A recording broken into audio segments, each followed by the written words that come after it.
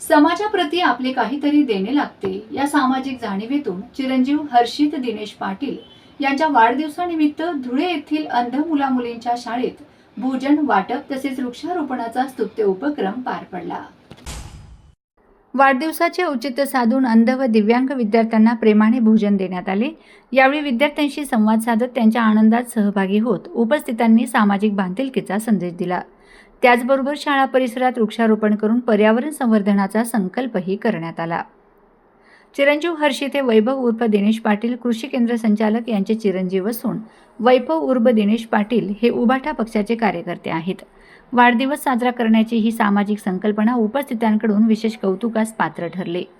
या कार्यक्रमात सुधाकर दादा बेंद्रे, अतुल भाऊ सोनवणे, संजय पाटील, प्राध्यापक जे.टी. पवार, मंडले रावसाहेब, संतोष आबा पाटील, डी.बी. पाटील, प्रेमकुमार अहिरे, विश्वास आप्पा पाटील, एस.बी. आबा पाटील, आर.डी. पाटील, कृष्णाभाऊ शिंदे, विक्रमभाऊ काळे, राजूभाऊ मराठे, राजूभाऊ Patil, JS. Patil, Nana Patil, PS. Patil, युवराजाबा Borse, Vilas Patil sir, Ganeshbhau Chaudhari, Girase साहेब, एन.जी. माळी, प्रमोदभाऊ वाणे, रवी अण्णा भावसार, संदीपभाऊ माळी, सूर्यवंशी सर, वसंत पवार, आत्माराम पवार, नरेंद्र भटू पाटील, मुरलीधर वाविस्कर, सतीश लक्ष्मण पाटील, वैभव उर्फ दिनेश पाटील, जयश्री सतीश पाटील, जान्हवी दिनेश पाटील, हर्षित पाटील तसेच पाटील परिवार, मुख्याध्यापक पंकज पाटील आणि मित्र परिवार मोठ्या संख्येने उपस्थित होते।